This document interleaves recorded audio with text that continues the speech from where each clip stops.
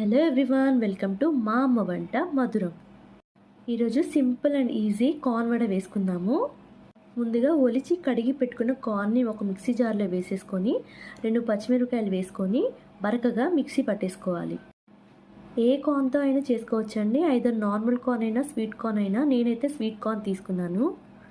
ఇప్పుడు mixie పట్టేసుకున్న corn అంతా ఒక గిన్నెలోకి తీసేసుకొని కొంచెం బియ్యపిండి, కొంచెం గోధుమ పిండి, ఉప్పు, పసుపు, అలాగే జీలకర్ర వేసుకోవాలి. తర్వాత కరివేపాకు, కొత్తిమీర, సన్నగా తరిగిన ఉల్లిపాయ ముక్కలు, కావాలంటే కారం కూడా యాడ్ చేసుకోవచ్చు. నేనైతే ఆ పచ్చిమిరపకాయల కారం సరిపోతుందని వేశాను. పిల్లలు గబాలను తినరు కారంగా ఉంటే. నీళ్ళు వేసి కలపాల్సిన పనేం లేదండి, ఎందుకంటే కార్న్ ఆల్రెడీ మెత్తగానే ఉంది.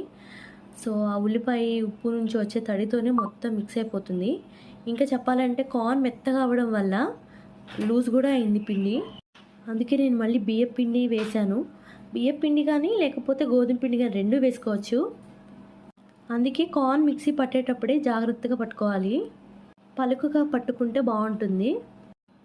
అదే లూజ్ అయిపోయింది అనుకోండి, ఆ పిండి ఈ పిండి కలిపి కార్న్ అంతా డామినేట్ అయిపోతుంది. తర్వాత వడగా ఒత్తేసుకొని వేడివేడిగా కాగి నూనెలో వేసేసుకొని తీసేసుకోవడమే.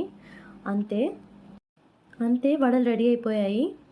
వేడివేడిగా కెచప్తో కానీ మైనస్తో కానీ తినేయచ్చు. ఈవినింగ్ స్నాక్ ఇది. జస్ట్ 10 మినిట్స్లో అయిపోతుంది. చూసారా ఎంత బాగుందో, వేడిగా పైన క్రిస్పీగా లోపల సాఫ్ట్గా ఉంటుంది. చాలా ఈజీగా చేసేసుకోవచ్చండి. మొక్కజొన్న అనగానే కాల్చిందో లేకపోతే ఉడకబెట్టిందే తినాలనుకుంటారు, కానీ ఇలా చేసామంటే అద్దరిపోతుంది. చిన్నపిల్లలు అయితే అస్సలు వదలకుండా తింటారు ఆ కెచప్ అండ్ మైనస్ తోటైతే.